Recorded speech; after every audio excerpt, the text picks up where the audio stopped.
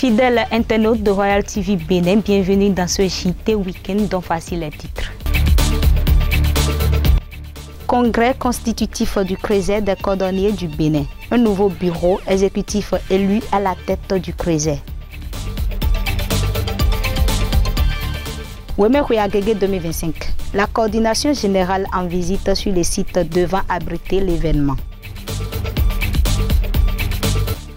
Forum de Davos. Donald Trump demande une réduction du coût du pétrole. À nouveau, salut. Ce lundi 20 janvier 2025, au cœur du centre de l'artisanat de Segbeya, s'est ouverte une nouvelle ère pour les cordonniers du Bénin.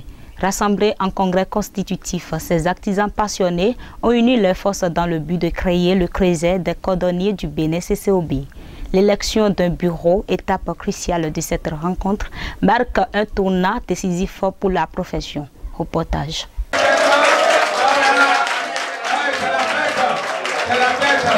Ce lundi 20 janvier 2025, au centre de l'artisanat de Segbeya à Cotonou, les cordonniers du Bénin se sont réunis pour un événement assez important. Il s'agit en effet de mettre sur les fonds baptismaux le CRESER des cordonniers du Bénin au cours d'un congrès constitutif. Au cours des élections, plusieurs personnes ont été élues pour porter la voix des cordonniers et travailler à l'amélioration de leurs conditions de travail. Cette élection a pour objectif en fait de rassembler les artisans cordonniers du pays afin de promouvoir le métier et de défendre les intérêts de tous les membres du CCOB. Ce matin, nous avons fait un congrès constitutif des cordonniers du Bénin qui est dénommé CCOB, CRESER des cordonniers du Bénin.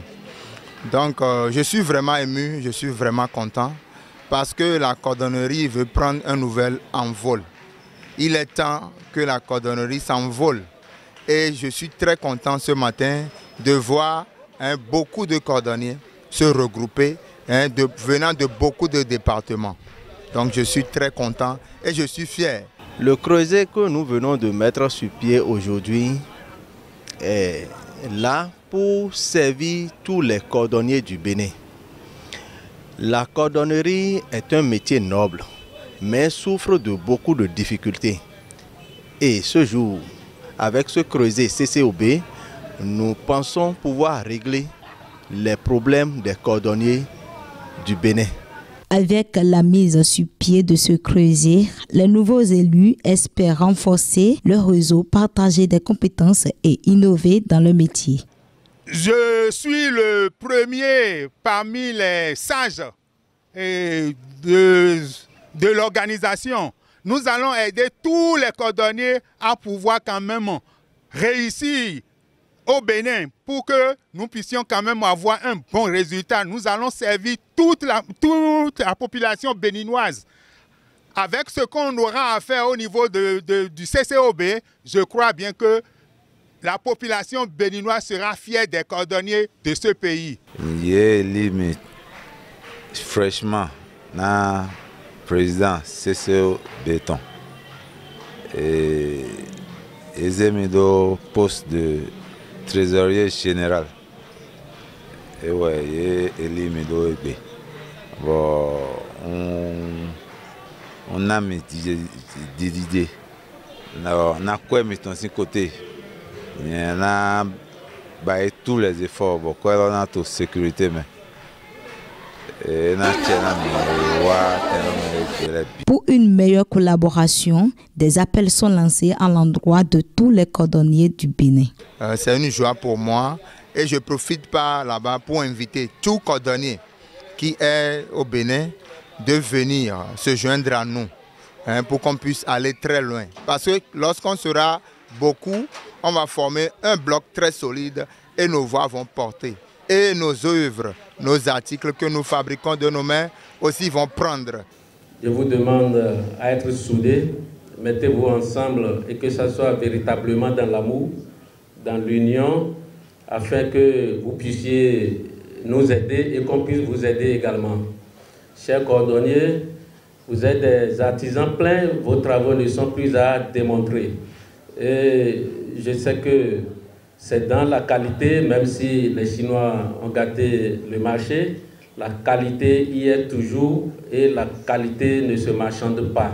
Ce congrès constitue une étape décisive dans l'organisation des cordonniers au Bénin. En unissant leurs forces, ils aspirent à valoriser le savoir-faire et à assurer un avenir meilleur pour leur profession. Au temps de l'esclavage, la place Goucon dans la commune des Agégués servait de pôle d'embarquement des Noirs déportés dans la vallée de l'Ouémé vers le Portugal. Depuis des décennies, cette place est devenue plus tard un lieu de culte de purification. Pour sa découverte, nous vous proposons de suivre ce reportage de Eric Koutiko et Sylvain Aninglé. La place Goucon, un lieu sacré et historique dans la vallée de l'Ouémé. C'est un lieu de mémoire très important dans l'histoire du royaume des Sceaux. Cette place est comprise entre le royaume des Sceaux et Avagodi, l'actuel Avagodi. Ici, nous sommes dans la commune des Agégués. C'est l'emplacement choisi par les premiers Portugais qui ont esclavagisé la région de la vallée de l'Ouémé pour faire des captifs, et c'est à cet endroit précis les embarquements avec des petits canaux ont lieu via la ville-comptoir de Porto Novo. Donc c'est un lieu de mémoire chargé de l'histoire. Quand ils ramènent les gens du nord Ouémé ou n'importe où, c'est ici qu'ils viennent les embarquer. Mais j'avais appris que c'est à Chichanou, les anciens appellent ça. C'est après purification que c'est devenu Goucon. Plus tard, ce lieu, autrefois le lieu d'embarquement des esclaves vers le Portugais, est devenu un lieu de purification après certains mouvements de résistance. C'est après les mouvements de résistance qu'a connu le royaume de Sceaux en compagnie du roi de Ouémé qu'on appelle Yakassa, dont le succès a été la dévastation totale de la ville-comptoir d'Abomey-Sou à Kaba, que ce lieu, cet endroit a été transformé en un lieu de culte où on fait désormais les cultes de purification pour des personnes poursuivies par le goût, la divinité au goût. Pour l'histoire de la place Goucon, il urge qu'elle soit bien conservée pour le bonheur de tous et la mémoire des Noirs déportés. À un moment donné, ça a servi de lieu de purification et on continue de purifier des personnes ayant des problèmes avec la divinité Gou à cet endroit.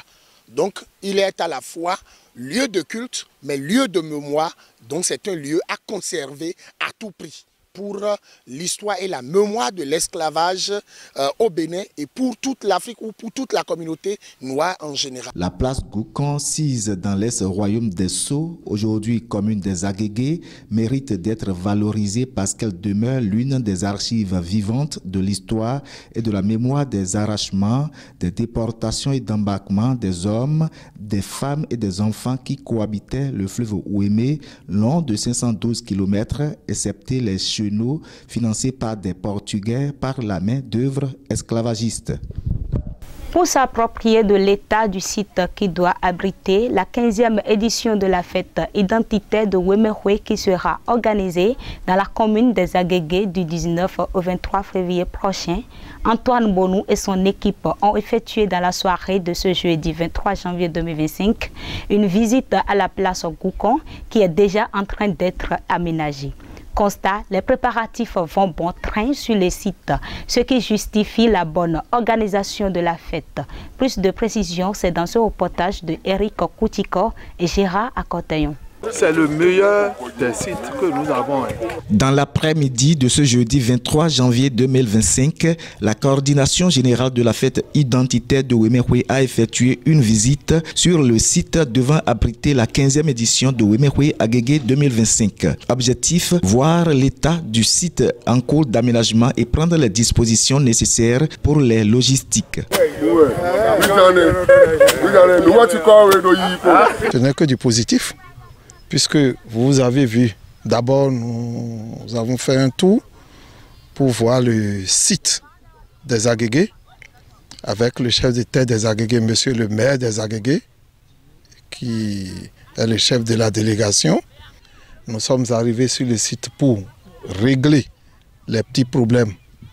Nous sommes à un mois jour pour jour.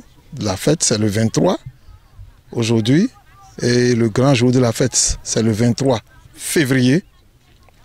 Donc les petits problèmes à régler, nous les avons déjà détectés. Et en une semaine, si vous revenez sur le site, vous allez voir que le site est prêt pour abriter Ouémekoué. Je voudrais d'abord dire que la délégation que je reçois ici aujourd'hui devait être une délégation conduite de main de maître par Madame le préfet du département de Lomé. Empêché donc, j'ai conduit cette délégation qui est venue voir les derniers réglages. Qu'est-ce qui reste à faire pour que la fête soit belle d'ici quelques semaines? C'est dans l'ensemble ce que nous avions fait. Nous avions, à la fin de la visite, nous avons fait un point. Et déjà, ce qui est essentiel est déjà presque terminé. Pour une fête réussie dans tous ses sens, le coordonnateur général de Ouémekoué rassure. Si les populations de la vallée ne voient pas déjà l'assurance, avec l'engouement, les coups de fil que moi seul je reçois, je suis déjà rassuré que la fête est belle. Je vous ai dit la dernière fois à Azonlissé que le monde que nous avons vu à Azonlissé un mardi, ça prouve que la fête est belle et que ça va drainer du monde plus que les fois passées. À la question de savoir quand est-ce que le tissu de la 15e édition de Ouémekoué sera disponible, le coordonnateur général répond et donne les raisons de la date de sa disponibilité. Le tissu est là, vous savez. Ouémekoué, nous avons notre système de fonctionner. Nous ne sortons jamais le tissu de Ouémekoué avant un mois avant la fête. Donc, le tissu est là, c'est à 3 semaines que nous sortons le tissu. Vous savez, les difficultés que nous avons souvent eues pour le tissu. Quand on sort tôt le tissu, les gens en profitent, ils stockent et c'est pour après spéculer. Donc pour éviter cette situation, nous allons sortir le tissu bientôt. D'ici quelques jours, le tissu va sortir. Pour la 4e fois, la commune des Agégués va vibrer au son et aux couleurs de la fête qui réunit toutes les filles et fils de la vallée de Lomé à partir du 19 février prochain. Pour un pari qui sera gagné, Antoine Bono et son équipe sont en train de mettre les petits plats dans les grands. Le président américain a déclaré lors du Forum économique mondial de Davos qu'il exigerait de l'Organisation des pays exportateurs de pétrole et son leader de facto, l'Arabie saoudite, qu'il réduise le coût du baril de pétrole brut.